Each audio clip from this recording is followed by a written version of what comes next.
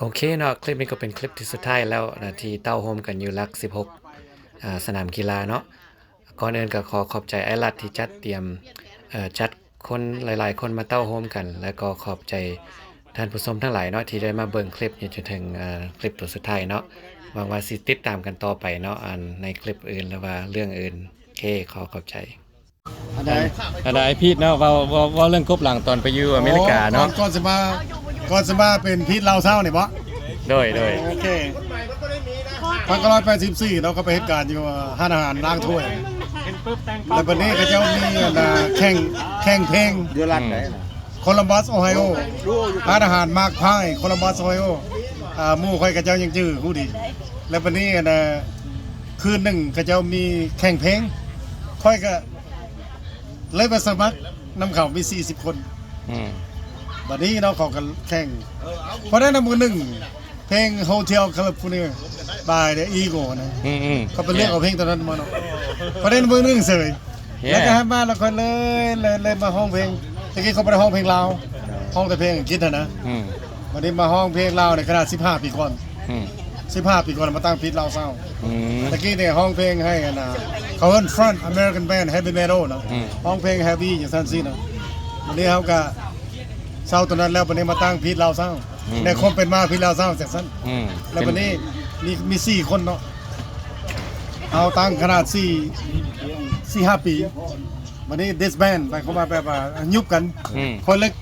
เก็บเอาลาวเศร้าวันนี้คอยซื้อพีทคอยเลยใส่พีทลาวเศร้ามาเลยโอ้นั่นเรื่องแล้วก็มาครับออกมาปลาแดกมาเลยปลาแดกพีทลาวเศร้าปลาแดกต้มซุปพีทลาวเศร้าเขาเป็นมาเป็นแบรนด์ไปเลยต้องเป็นนั้นเป็นแบรนด์ไปเลยเขาเป็นมามันต้องคณะบอลตามกับผู้ดินี่ไงนะโอเคขอบใจที่แบ่งปันเนาะจะได้นะผลงานอยู่ประเทศเราแล้วนะกลับมาอีกเจ้าน่ะน้อยกลับมาอีกโอเคพี่เราเศร้าพาดักมีอย่างแน่เราสู่จะฟังเลยด้วยเมียเพิ่นเมียจะประแดกหันว่าเสื้อผ้าอย่างมีอยู่อ่ะโอ้กับมีกันแล้วอันนี้เขาเน้นเรื่องกันนะเรื่องประแดกซะก่อนเนาะไปเรื่องเสื้อผ้าอย่างก็มีอยู่แล้วเสื้อผ้านะแต่ว่าแบบ merchandise เนาะมีเสื้อมีหมวกมีอย่างต่างๆถ้าน้องเข้าไปในFacebook ไอ้นะเขาจะเห็นแฟนคลับอยู่ทั่วทุกมุมโลกอยู่ฝรั่งอยู่ออสเตรเลียอยู่นิวซีแลนด์ก็มี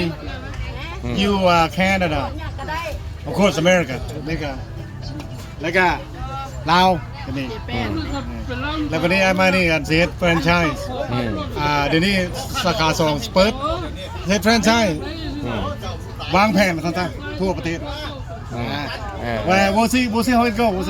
โอ้เบิ่งทรงสิบืนรอดดีนะเป็นเนี่ยหมด it looks good yeah it looks good yeah โอเคขอบใจที่แชร์เนาะไอพีดเนาะ action ดู yeah 1 2 3 go เอาไหมเขาจะบอกว่าทุกคนจุเฮานี่มาแต่ละบอดเนาะจุเฮาบ่ได้ฮู้กันแม่นจุเฮาสิฮู้กันนี่ย้อนไอ้โจ้การเริ่มต้นน่ะเพราะไอ้โจ้เป็นคนถ่ายวิดีโอ YouTube เด้คันบ่มีเราจุเฮาบ่ฮู้กันรถนี่นะจุเจ้าเห็นดีบ่เสียงก็บอกนึงเนาะโจ้บันดอกโอเคติดตามขอให้เจ้าภาพจงเจริญวันนี้เดี๋ยวนี้นะเขาจะหาวันนั้นมาด้าเพิ่นเนาะเขาไปถ่ายอยู่ถนนนึงเนาะเป็นชั่วโมงมันได้ไปล้มสาวเวียดอยู่กินในสาวทู่เจ้าจะปล่อยแม่กันแล้วจีบสาวอยู่นี่อยู่โอ้ยโอ้ยลืมเลยร้านเสียหายก่อนกับหางรถบอกครับลืมเลยน้อยเจ้าเราเป็นลืมโตสาวปิ้งเป็ดอยู่ข้างๆอยู่เอาทางสมองนอกไปโรงงานเนาะแล้วว่าเอามันเป็นเอาต่อเนี่ยก่อนจะไปเห็นไปถ่ายเป็นชั่วโมงไปถ่ายแล้วเป็นชั่วโมงเนาะไปถ่ายเยอะเนาะแล้วไปจีบสาวสาวทู่ขายเครื่องโอ้จะเป็นขายสาวทู่มาเนาะอ๋อเราไปถามว่าราคาบันควรเท่าไหร่ซื่อๆเนาะไม่ได้ไปจีบตีไปถามราคาถามราคาเจ้าขายเท่าไหร่มาได้ใส่เอาไปมาพี่ขับขอโทษกันเขาพี่กับว่าไม่ก็ได้เลย นั่นเจ้าระวัง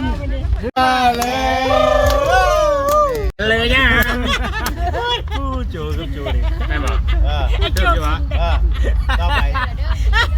มีอย่างนี้มันยังแต่งงานไปแล้วแต่สิ้นมีอย่างคนงานหมดมือหมดเวร เจ้ากับปินไปทางนั้นเจ้า อ๋อเหรอพี่เคยเห็น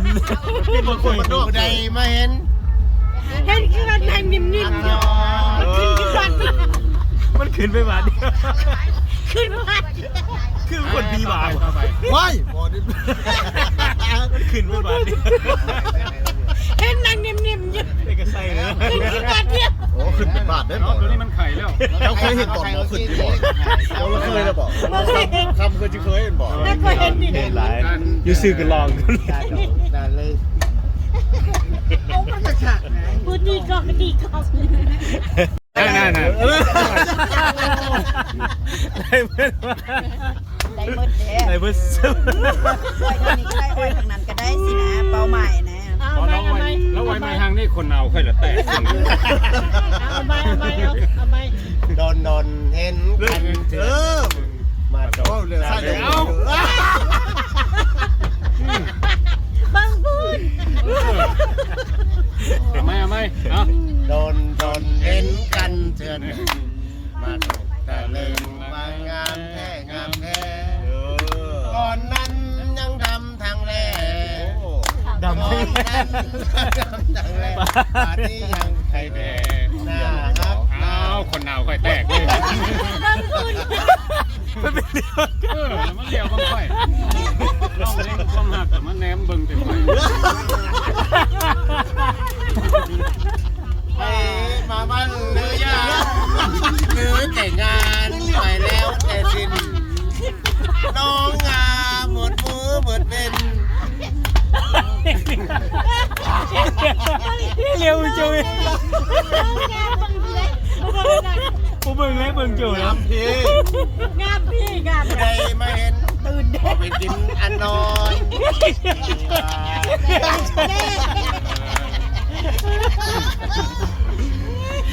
มันจบนะเพลงเจนแตกเอาคือตีกระต้อนเนี่ยโอ้เทพ โอ้โห เทพ หัวโนแหละ หัวหนูเลยวะ สามสิได้กินเนาะ ก็จะได้ทุนหัวละ โอ้โอ้กินไข่ลูกเป็นอย่างเนาะ ตัวเองเฮ็ดยากเองก็ไปเว้าแล้วบัดนี้ บอกเราว่าคันโอ้กระแสบิลีของเรานะ โอ้ ลองไหม คันทุบเส้นผักแซ่บบ่ อู้แสบบิลีเลยเนาะอู้ลองไหมเอ่ยไอ้ร้านลองไหมทำเส้นผักแสบแล้ว โอ้ยหน้าผากเขามันบ่แข็งปานนั้น อู้แสบบิลีเลยเนี่ย นี่แซ่บแทบกำลังที่ถามไปเช็คบินแล้วนะข้าวมันมีคนไปจ่ายเป็นหลักจ่ายตัดหนาไปไปจ่ายคนก็ไปถามปุ๊บแล้วว่าเป็นผู้นี่เป็นหลักจ่ายตัดหนา อ้าว มิสเตอร์น้อยว่าสั้นเออ เดี๋ยวก็มาออกกันกัน มิสเตอร์น้อยจ่ายว่าสั้นแล้วมีหอยอีกหน่อยนึงบอกไม่ทราบว่าพูดใหญ่ครับผู้นี้จ่ายเลยหมดล้านปลายเนาะเขาหารกันบอกแต่ละคนซอยกั เอากะบอกมาแล้วนะ บ่เป็นหยังบ่เป็นหยังมันต้อง fair บ่เป็นหยังอันน่ะ my treat today yeah ตื่นหัวใจประดับ โอ้ยังหน่อยนึง ได้หน่อยนึง หอยท้ายหน่อยนึงประมาณ400,000บอกเป็นโอเคเอาตึ๊บบอกต่อถึงงานไปตึ้ง เนาะมื้อนี้ก็มีการซุ่มเซลกันหลายคนขอบใจอลัดใจดีเนาะที่เพิ่นได้ แต่น้องใช่ ส่วนหลายๆคนมาพบกันยูทูบเบอร์ FC ต่างๆ มาสนับสนุนให้หักของเพิ่นพ่อเนาะ ต่อไป เมีย นะ เพิ่น จะมีหลายคนมา ขายอยู่ พวกเขาซอยกัน เต้นขายอยู่อันน่ะ ซอย นี่ กัน ก็ ว่าสนับสนุนกันนะ สนามกีฬาหลัก16เนาะฉะนั้นก็จะขอปิดคลิปแต่เท่านี้เนาะคลิปหน้าเจอกันใหม่เด้อถึงหน่อยมืดมือเต็มที่เลยขากหลายอลัดขอบใจที่จัดเตรียมปูปูลายโตเนาะฉันขอปิดคลิปให้นะนะไอรัดปิดคลิปให้นะ พิเศษให้เจ้าปิดคลิปให้เด้อ ให้ปิดโอเคเจอกันวันที่26เนาะก็มาได้เนาะที่26 เบิ่งก่อนแม่ โอ้ยแล้วคันอยู่ลาวนี่คันว่าเบิ่งก่อนแม่บ่หรือว่าถ้าเบิ่งตัวจริงแล้วมันแล้วเท่านั้น ถ้าไปได้ก็จะไป หมดเลยสำหรับในชั้นละโอเคเอา มื้อนี้เรารวมเอิ้นหมู่คู่มาสมนุมกันหลายคนเนาะผู้บ่ฮู้กันให้ก็ให้มาฮู้กันมื้อนี้กระสุนนัดเดียวได้นก2ตัวเลย แล้วจุเฮากันมาสุบยุ่งไว้พ่อนะแล้วเมาเมียอยู่พี่แล้วขายเครื่องเงินคำก็บ่ไปไสสรุปแล้วมีแต่ได้กันได้มื้อนี้จุเฮาน่ะ แมน โอเคบัดนี้ก็ถึงเวลาได้เมื่อแล้ว โอเคเนาะ เจ้าก็ว่าจังไดก็ FC เจ้าบัดนี้บัดสิเมื่อล่ะ โอ้มีแต่ขอปิดคลิปเท่านี้เด้อแล้วขอบใจรัฐที่จัดทุกสิ่งอย่างเนาะจัดกระปูลายโตนะมาเข้ากระด้งอันเดียวกันเนาะ เป็นง่ายไต่ เพิ่นก็ ไปหัดไปนี่ดิ โทรทีบโทรขวดนี่ลืมฮอดผู้หนึงพุ่นเด้ลืมมาร์ค บ่ได้ลืมเพราะว่าคิดว่ามันอยู่กับไอ้โจ้ โอ้เนาะคิดว่าสิมานํกันแต่แค่โมเมนต์ บ่ได้ลืม ผิดพลาดหน่อยหนึง